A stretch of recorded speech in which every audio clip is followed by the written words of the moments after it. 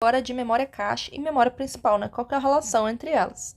Então, no último vídeo, a gente viu a hierarquia de memórias e a gente pôde entender como que a divisão do sistema de armazenamento do computador em diferentes níveis hierárquicos garante uma relação de custo-benefício que seja viável para esses computadores, né? Então, agora a gente vai tentar entender como que funciona a relação entre memória cache e principal. Antes de mais nada, a gente vai comentar aqui um problema que chama gargalo de von Neumann, que é presente em praticamente todos os computadores, já que, né, todos os computadores eles são arquiteturados com base nas arquiteturas de von Neumann. Então, de forma simples, o gargalo de von Neumann é aquele problema que acontece pelo fato de que o processador ele tem uma velocidade muito maior do que as memórias. Então, sempre que precisar acessar essas memórias, o computador passa muito tempo aguardando a conclusão dos pedidos de leitura escrita, né? Aguardando ali por conta do fato de a memória ser mais devagar. Então, isso afeta diretamente a performance do computador e tem muitas formas de mitigar esse problema, e uma delas é a introdução da memória cache. Como a gente viu na pirâmide da aula passada, né, que para quem não assistiu o vídeo, é uma pirâmide onde a gente tem na base a memória principal, então a memória secundária, subindo aí para cache e então registradores. Sendo que quanto mais em cima, maior a velocidade, porém menor a capacidade de armazenamento. Então, como a gente viu nessa pirâmide, a memória cache ela é um intermediário entre o processador e a memória principal.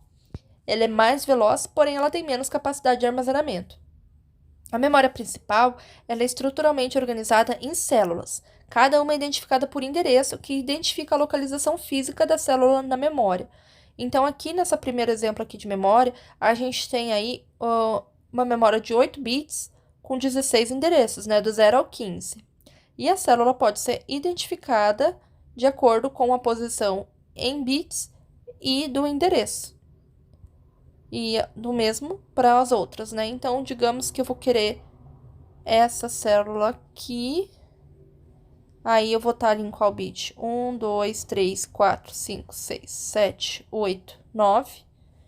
Endereço 7.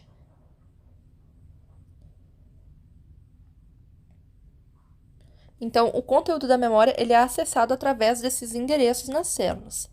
A memória principal ela é formada por capacitores, e os capacitores eles têm uma de suas propriedades físicas, no caso, é o fato de que eles perdem os dados depois de um tempo. Por isso, eles precisam de uma operação que a gente chama de refresh.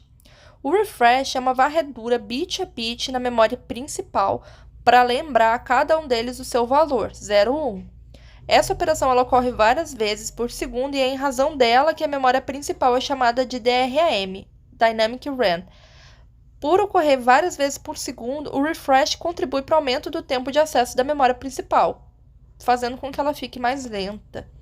Já a memória cache é formada por circuitos que dispensam refresh, porém eles geram mais calor e por isso não permite uma alta densidade de integração, consumindo também mais energia, e é chamada de SRAM, Static RAM.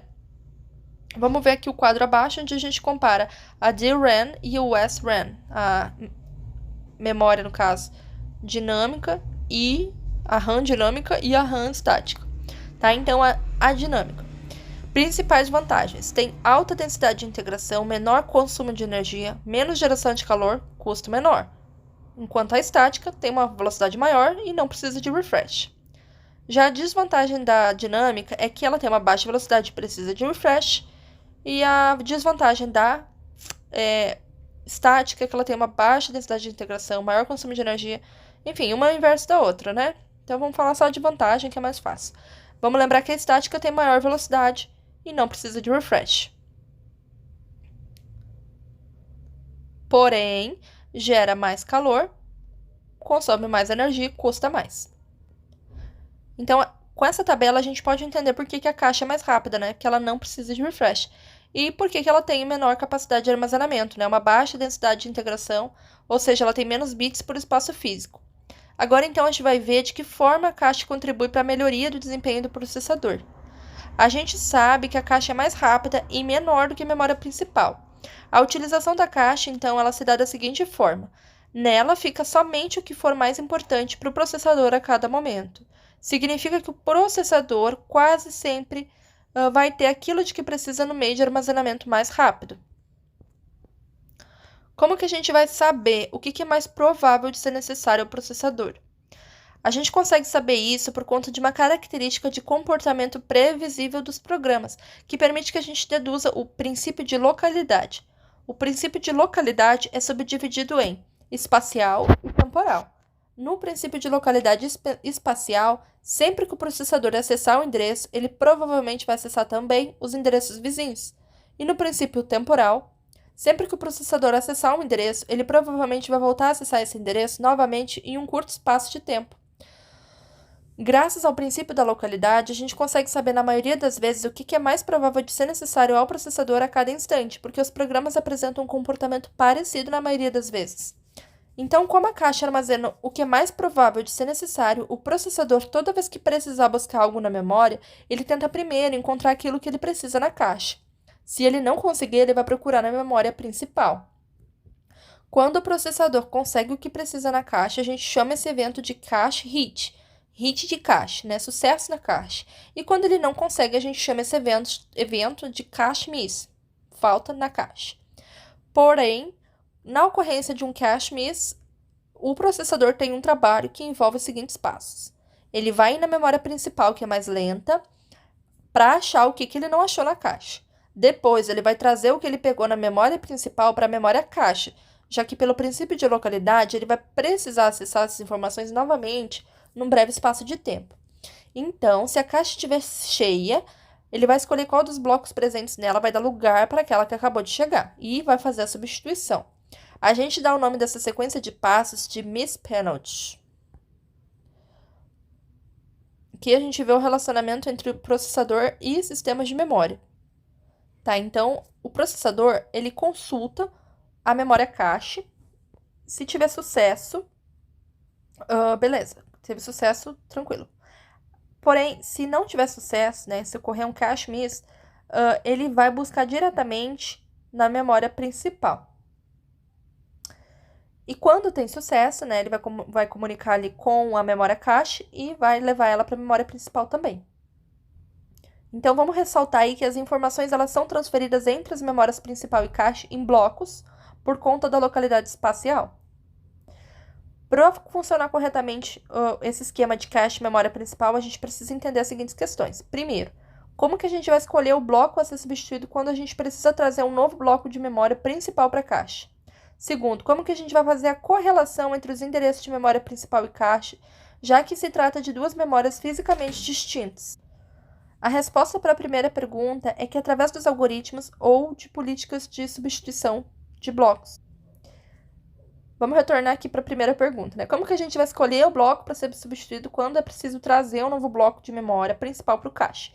Então, a gente vai fazer isso através dos algoritmos ou através de políticas de substituição de blocos, né? No caso, então, existe um padrão para fazer isso. A segunda questão, que é, como que a gente faz a correlação entre os endereços de memória principal e cache? Já que se trata de duas memórias distintas, então, a gente faz isso através do mapeamento de cache. As políticas de substituição de blocos são as seguintes, nessas que a gente utiliza para poder saber qual substituir. A FIFO,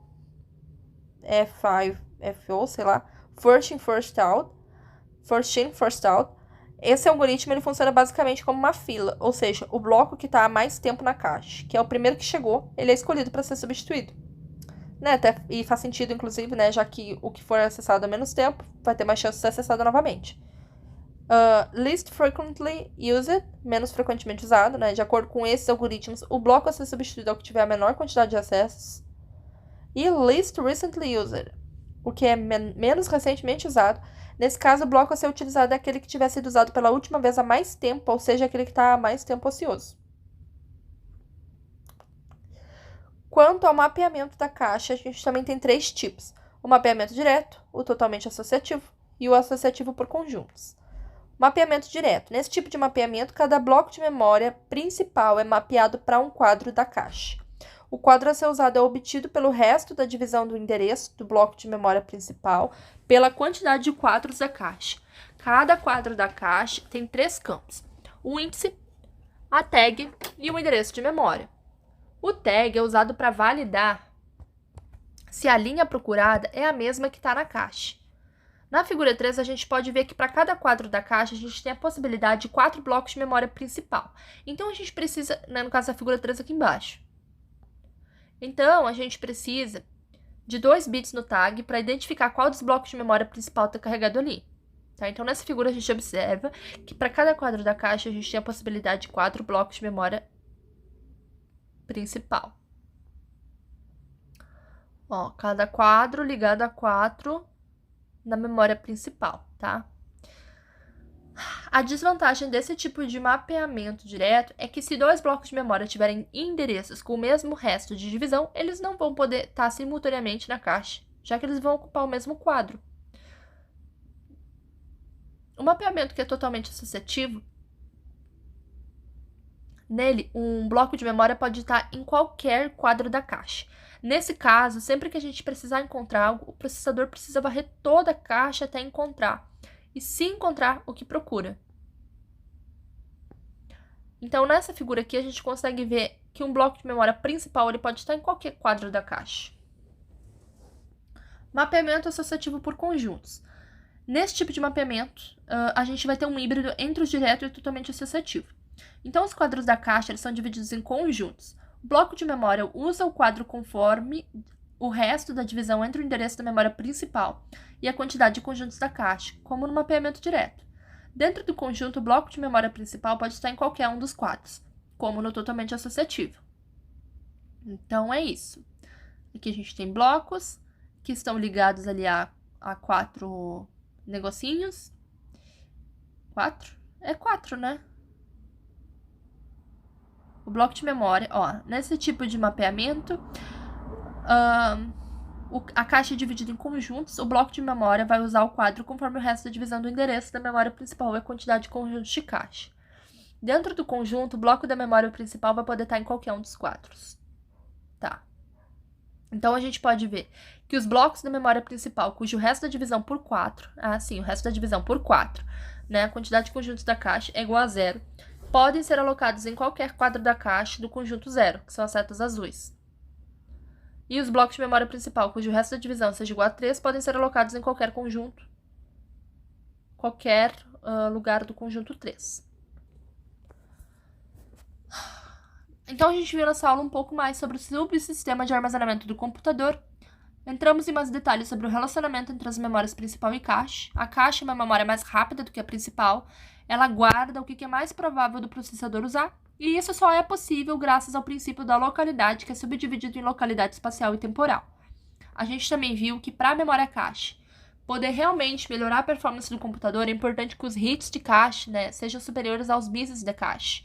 Então, que os sucessos sejam superiores aos fracassos. Senão, ocorre mil pênaltis, o que prejudicaria, né, o computador.